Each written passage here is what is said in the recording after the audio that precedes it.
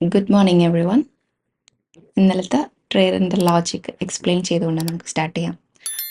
ഇന്നലത്തെ എൻട്രി എന്ന് പറയുമ്പോൾ ഞാൻ ഈ ഒരു ക്യാൻഡലിൽ എൻട്രി ചെയ്തു. ഈ ഒരു ഗ്രീൻ ക്യാൻഡലിൽ തന്നെ എൻട്രി ചെയ്തിട്ടുണ്ടായിരുന്നു. ഈ ഒരു ഗ്രീൻ ക്യാൻഡലിൽ എൻട്രി ചെയ്തിട്ടുണ്ടായിരുന്നു. പിന്നെ എക്സിറ്റ് ചെയ്തത് ഈ ഒരു ഗ്രീൻ ക്യാൻഡലിൻ്റെ. ഈ ഒരു ഗ്രീൻ ക്യാൻഡലിൽ എനിക്ക് 200 പോയിൻറ്റ്സ് അച്ചീവ് ആയപ്പോൾ തന്നെ എക്സിറ്റ് ആയി.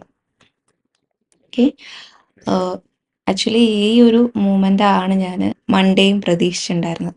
പക്ഷേ അൺഫോർച്ചുനേറ്റ്ലി ഇവിടുന്ന് ഈ ഒരു ഹൈ കഴിഞ്ഞ് എനിക്കൊരു 20-30 പോയിൻറ്റ്സും കൂടെ അച്ചീവ് ആവാനുണ്ടായിരുന്നുള്ളൂ. ഞാൻ ഏകദേശം ഈ ഒരു ക്ലോസ് വരെ വെയിറ്റ് ചെയ്യാം, എന്തായാലും അവിടെ വരെ എത്തും എന്നുള്ളൊരു പ്രതീക്ഷയിലായിരുന്നു. പക്ഷേ എപ്പോഴും നമ്മൾ വിചാരിക്കുന്ന പോലെ മാർക്കറ്റ് മൂവ് ചെയ്യണമെന്നില്ലല്ലോ.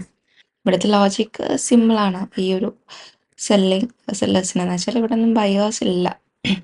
ഈ ഒരു ഇത് വെച്ച് നോക്കുമ്പോൾ ഇവിടെ ഒന്നും ബയേഴ്സിൻ്റെ സ്റ്റോപ്പ് ലോസസ് ഒന്നും അവൈലബിൾ അല്ല. നമുക്ക് അവൈലബിൾ ആയിട്ടുള്ള നിയറസ്റ്റ് സ്റ്റോപ്പ് ലോസ് എന്ന് പറയുന്നത് ഇവിടെയാണ്. അപ്പോൾ ഇവരുടെ സ്റ്റോപ്പ് ലോസ് ടാർഗറ്റ് ചെയ്തുകൊണ്ടാണ് നമ്മൾ ബൈയിങ് സൈഡിലോട്ട് പോയത്, കോൾ സൈഡിലോട്ട് പോയത്. സോ ഇന്നത്തെ മാർക്കറ്റിൻ്റെ പ്ലാനിങ് എങ്ങനെയാണെന്ന് വെച്ചാൽ, ഞാൻ പ്ലാനിങ് പറയുമ്പോൾ നിങ്ങൾ ബൈയിങ് സെല്ലിങ്ങും പറയുമ്പോൾ ഒരു കാര്യം എപ്പോഴും ശ്രദ്ധിക്കണം. നമ്മൾ സ്റ്റോപ്പ് ലോസ് ഉണ്ടെങ്കിൽ ഇമ്പോർട്ടൻ്റ് ആയിട്ട് കാണേണ്ടത് ഒന്ന് പ്രീവിയസ് ഡേൻ്റെ ഹൈ, പിന്നെ പ്രീവിയസ് ഡേൻ്റെ ലോ, പിന്നെ ക്ലോസിങ് ലെവൽ. ഈ 3 ലെവൽസ് നമ്മൾ ഇമ്പോർട്ടൻ്റ് ആയിട്ട് കാണണം. ഓക്കെ, ആ ഒരു ലെവലിൽ വെച്ചിട്ട് മാർക്കറ്റ് എങ്ങനെയാണോ ഓപ്പൺ ചെയ്യുന്നത് അതിനനുസരിച്ചിട്ട് ഏത് സൈഡിലോട്ടാണോ സ്റ്റോപ്പ് ലോസസ് അവൈലബിൾ ആയിട്ടുള്ള ആ ഭാഗത്തേക്ക് നമ്മൾ എൻട്രി ട്രിഗർ ചെയ്യണം.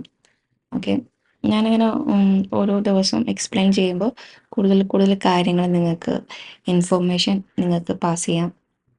ഓക്കെ, എനിക്ക് എല്ലാം കൂടെ ഒന്നിച്ച് ചെയ്യാൻ പറ്റും തോന്നുന്നില്ല. അതുകൊണ്ട് നിങ്ങൾ എസ് ലെൻഡിങ്ങിൻ്റെ കൂടുതൽ ഡീറ്റെയിൽസ് അറിയണമെന്നുണ്ടെങ്കിൽ എല്ലാ ദിവസവും വീഡിയോസ് വാച്ച് ചെയ്യുക.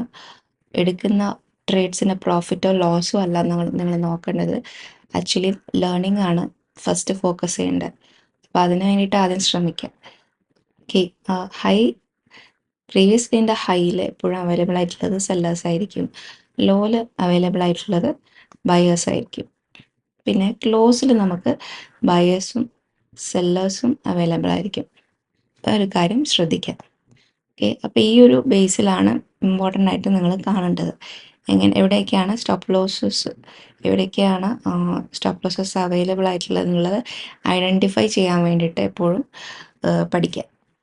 ഇനി നമുക്ക് ഇന്നത്തെ മാർക്കറ്റിൻ്റെ ഓപ്പണിംഗ് എങ്ങനെയാണ് വരുന്നത് അതിനനുസരിച്ചിട്ട് എങ്ങനെ ട്രേഡ് എടുക്കാമെന്ന് നോക്കാം. ഓക്കെ, ഫ്ലാറ്റ് ഓപ്പണിങ്ങിൽ ബൈയിങ്ങിനും സെല്ലിങ്ങിനും ഞാൻ ഓപ്പർച്യൂണിറ്റി നോക്കും. ഫ്ലാറ്റ് ഓപ്പണിങ്ങിൽ ഞാൻ നേരത്തെ പറഞ്ഞ പോലെ തന്നെ ഇവിടെ ബയേഴ്സിനും സെല്ലേഴ്സും അവൈലബിൾ ആണല്ലോ. ഓക്കെ, ഫ്ലാറ്റ് ഓപ്പണിങ്ങിൽ എങ്ങനെയാണോ മാർക്കറ്റിൻ്റെ മൂവ്മെൻറ്റ് അതിനനുസരിച്ചിട്ട് സെലക്ട് ചെയ്യുന്നതായിരിക്കും.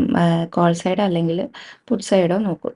ഓക്കെ, ഇനി ഗ്യാപ്പ് ഡൗണും ഗ്യാപ്പ് അപ്പ് ഓപ്പണിംഗ് ആണെങ്കിൽ കൂടുതലും ബൈയിങ് ഓപ്പർച്യൂണിറ്റിയാണ് നോക്കുന്നത്. ഓക്കെ, അപ്പോൾ കൂടുതലും നോക്കുന്നത് ബൈയിങ് ഓപ്പർച്യൂണിറ്റിയാണ്.